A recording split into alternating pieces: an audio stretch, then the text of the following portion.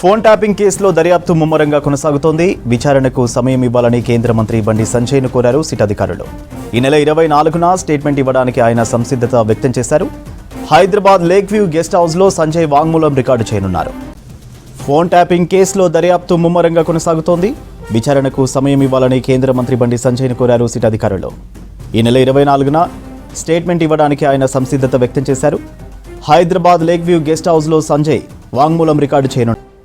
So phone tapping కేసులో విచారణకు సంబంధించి డీటెయిల్స్ అజయ్ అందిస్తారు. అజయ్, డీటెయిల్స్ ఏంటి? రాష్ట్ర వ్యాప్తంగా సంచలనం రేపిన ఫోన్ ట్యాపింగ్ కేసుకు సంబంధించి ఇప్పటికే సిట్ అధికారులు దర్యాప్తు చాలా ఇన్డెప్త్గా చేస్తున్న సిచ్యువేషన్ మనం చూస్తున్నాము. నిందితులకు సంబంధించి ఆల్రెడీ మాజీ ఎస్ఐబి చీఫ్ ప్రభాకర్ రావుతో పాటు మిగతా కొంతమంది నిందితుల్ని రెగ్యులర్గా కూడా సిట్ అధికారులు విచారిస్తున్న సిచ్యువేషన్, వాళ్ళ స్టేట్మెంట్స్ కూడా రికార్డ్ చేస్తున్నారు. ఎట్ ది సేమ్ టైం బాధితులకు సంబంధించిన స్టేట్మెంట్స్ కూడా సిట్ అధికారులు విచారించాలని భావించి దాదాపు ఇప్పటికే వందలాది మంది బాధితులకు సంబంధించి ఎవరైతే తమ ఫోన్స్ కూడా ట్యాప్ అయ్యాయి అని ఆరోపణలు చేస్తున్నారో వాళ్ళకి సంబంధించిన ఫోన్స్ ట్యాప్ అయ్యాయి అనేది దానిపైన స్టేట్మెంట్ కూడా సిట్ అధికారులు రికార్డ్ చేస్తున్నారు. ముఖ్యంగా ఈ కేసు సంబంధించి ఎప్పుడైతే మాజీ ఎస్ఐబి చీఫ్ ప్రభాకర్ రావుతో పాటు ప్రణీత్ రావుని పలుమార్లు విచారించిన సిట్ అధికారులు వాళ్ళ మొబైల్ ఫోన్ సంబంధించి కావచ్చు, లేకపోతే వాళ్ళ డేటాకు సంబంధించి మొత్తం కూడా రిట్రీవ్ చేసిన తర్వాత అందులో దాదాపు 618 మంది వివిధ పార్టీలకు సంబంధించి, ముఖ్యంగా కాంగ్రెస్ పార్టీ, బీజేపీ పార్టీతో పాటు ఇతరేతర వర్గాలకు సంబంధించి కొందరి పీపుల్ని టార్గెట్గా చేసుకొని ఫోన్ ట్యాపింగ్కి పాల్పడ్డారు అనేది చాలా క్లియర్గా సిట్ అధికారులు ఎస్టాబ్లిష్ చేశారు. సో 618 మందిని కూడా స్టేట్మెంట్ రికార్డ్ చేయాలని సిట్ అధికారులు భావించి ఇప్పటికే కొందరు రాజకీయ నాయకులందరినీ కూడా విచారిస్తున్న సిచ్యువేషన్. సో ప్రస్తుతం సిట్ అధికారులు బండి సంజయ్ కుమార్, కేంద్ర హోంశాఖ సహాయ మంత్రి బండి సంజయ్ కూడా నోటీసులు ఇచ్చారు. 24వ తేదీ సిట్కి సంబంధించి ఏదైతే దర్యాప్తు జరుగుతుందో అందులో తన స్టేట్మెంట్ ఇవ్వడానికి విచారణకి హాజరు కావాలి అంటూ కూడా సిట్ అధికారులు చెప్పిన పరిస్థితి. అంటే ఒక కేంద్ర హోంశాఖ సహాయ మంత్రి బండి సంజయ్ కూడా నోటీసులు ఇచ్చారు. అతని స్టేట్మెంట్ కూడా రికార్డ్ చేయాలని సిట్ అధికారులు భావిస్తున్నారు. ముఖ్యంగా మనం చెప్పుకుంటున్నట్లు ముందు నుండి ఆ సిట్ సంబంధించి మొత్తము ఇన్డెప్త్గా దర్యాప్తు చేస్తుంది. బీఆర్ఎస్ ప్రభుత్వం ఉన్నప్పుడు బీఆర్ఎస్ ప్రభుత్వంలో కొందరు పెద్దల కనుసన్నల్లో కొందరు ఆదేశాలతోటే ఈ ఫోన్లన్నీ కూడా ట్యాపింగ్కి పాల్పడ్డారు అనేది కొంతవరకు ఎస్టాబ్లిష్ చేసుకోవడంతో పాటు మెయిన్గా కాంగ్రెస్ పార్టీకి సంబంధించి అప్పుడు ప్రతిపక్ష పార్టీగా కాంగ్రెస్ పార్టీ ఉంది. కాంగ్రెస్ పార్టీలో ప్రస్తుతం సీఎం రేవంత్ రెడ్డి ఎవరైతే ఉన్నారో అతనితో సహా మిగతా వారందరూ ఎవరైతే మెయిన్ చాలా వరకు స్ట్రాంగ్గా ఉన్నవారు ఉన్నారో వాళ్ళందరి యాక్టివిటీస్, వారందరి కదలికలు, వాళ్ళు ఎవరితో మాట్లాడుతున్నారు, మెయిన్గా ఎలక్షన్ టైంలో వాళ్ళు ఏ విధమైన యాక్టివిటీ చేస్తున్నారు, వాళ్ళు ఎక్కడికి వెళ్తున్నారు, ఏం చేస్తున్నారు అనేది minute to minute, second to second మొత్తం కూడా ఫోన్ ట్యాపింగ్ ద్వారా విన్న సిచ్యువేషన్. సో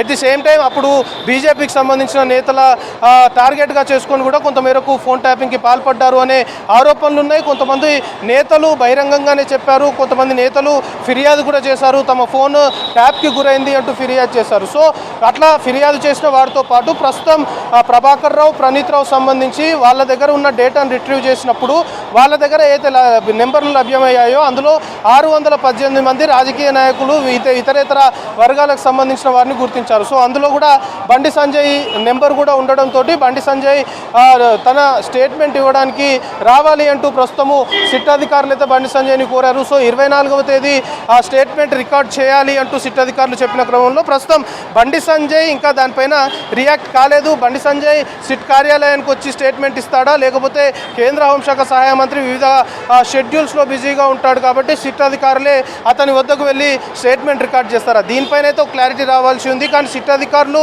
ప్రైమరీగా మాత్రం 24వ తేదీ స్టేట్మెంట్ ఇవ్వడానికి రావాలి అంటూ మాత్రం ప్రస్తుతం బండి సంజయ్కి నోటీసులు ఇచ్చారు. సో బండి సంజయ్ ఏ విధంగా రియాక్ట్ అవుతాడు దీనిపైన అనేది కూడా చూడాల్సి ఉంది. సో ప్రస్తుతం మనకు అందుతున్న ఇన్ఫర్మేషన్ని బట్టి రాగల ఆగస్టు 5 లోపు ఇంకా చాలామంది కీలకమైన నేతలు కాంగ్రెస్ పార్టీకి సంబంధించి కావచ్చు, బీజేపీకి సంబంధించి కావచ్చు, వెరీ స్టేట్ లెవెల్లో ఉన్నటువంటి లీడర్స్ సంబంధించి వాళ్ళందరికీ ఈ 618 మందిలో ఎవరి నెంబర్లు అయితే సిట్ ఐడెంటిఫై చేసిందో వాళ్ళందరినీ కూడా నోటీసులు ఇచ్చి స్టేట్మెంట్ రికార్డ్ చేసుకోవడానికి సిట్ పిలిచే అవకాశం ఉంది. సో ప్రస్తుతం 24వ తేదీ అయితే బండి సంజయ్ని ఆ స్టేట్మెంట్ ఇవ్వాలి అంటూ ప్రస్తుతం సిట్ అధికారులు చెప్పిన క్రమంలో ప్రస్తుతం ఇది హాట్ టాపిక్గా మారింది. ఎందుకంటే ఇప్పటి వరకు ఫోన్ ట్యాపింగ్ ట్యాపింగ్ కేసు సంబంధించి ఇక్కడ ఉన్న లీడర్స్ మొత్తం కూడా ఇటు రాష్ట్ర వ్యాప్తంగా ఉన్న వారినే మనం చూసాం. సో ఇప్పుడు ఒక కేంద్ర హోంశాఖ సహాయ మంత్రికి సంబంధించి అతని ఫోన్ కూడా ట్యాప్ చేశారు అనేది సిట్ దర్యాప్తులో తేలింది. సో అతని ఫోన్ ట్యాప్ అయింది అనేది ప్రస్తుతం అతని నెంబర్ కూడా సిట్ నోటీస్లో ఉంది. కాబట్టి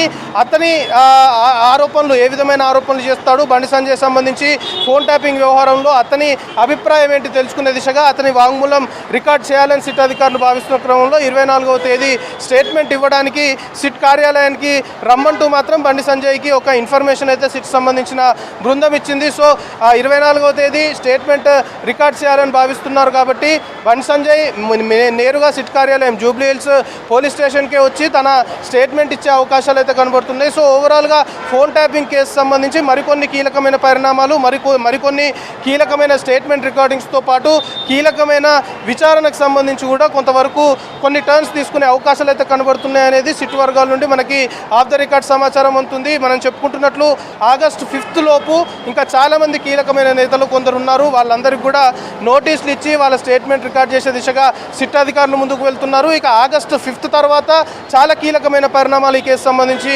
చోటు చేసుకోవడంతో పాటు కోర్టు పర్మిషన్ తీసుకొని అవసరమైతే ప్రభాకర్ రావుని కస్టడీలోకి తీసుకునే దిశగా కూడా ప్రస్తుతం సిట్ అధికారులు కొంతమేరకు పావులు కలుపుతున్నట్లు మనకు ఆఫ్ ది రికార్డ్ సమాచారం అవుతుంది. సో మొత్తం ఫోన్ ట్యాపింగ్ కేసు సంబంధించి ఇండెప్త్గా దర్యాప్తు చేయడంతో పాటు ఇందులో ఎవరున్నారు, తెర వెనుక ఉండి ఎవరు నడిపించారు, ఫోన్ ట్యాపింగ్ అనేది కొంతమేరకు రాష్ట్ర వ్యాప్తంగా సంచలనంగా మారింది. కాబట్టి కర్త కర్మ క్రియ ఎవరు అనేది మాత్రము పూర్తి స్థాయిలో కూడా నిశ్లిప్తం చేసే దిశగానే సిట్ సంబంధించిన దర్యాప్తు కొనసాగుతుంది. సో బండి సంజయ్ సంబంధించిన స్టేట్మెంట్ కూడా రికార్డ్ చేయాలని సిట్ అధికారులు భావించారు. అతని నెంబర్ కూడా నోటీస్ చేశారు. కాబట్టి 24వ తేదీ స్టేట్మెంట్ రికార్డ్ చేయడానికి రావాలి అంటూ బండి సంజయ్కి ప్రస్తుతం సమాచారం ఇచ్చారు. కాబట్టి 24వ తేదీ మనకు అంతున్న కొంతమేరకు ఇన్ఫర్మేషన్ బట్టి బండి సంజయ్ నేరుగా సిట్ కార్యాలయానికి వచ్చే తన స్టేట్మెంట్ ఫోన్ ట్యాపింగ్ వ్యవహారంలో తన స్టేట్మెంట్ సిట్ అధికారులకి ఇచ్చే అవకాశాలు కనబడుతున్నాయి. మనం చెప్పుకుంటున్నట్లు ఇంకా కీలకమైన పరిణామాలు కూడా ఈ సిట్ సంబంధించిన దర్యాప్తులో రాగల కొద్ది రోజుల్లో చోటు చేసుకునే అవకాశాలు అయితే కనబడుతున్నాయి. సూర్య.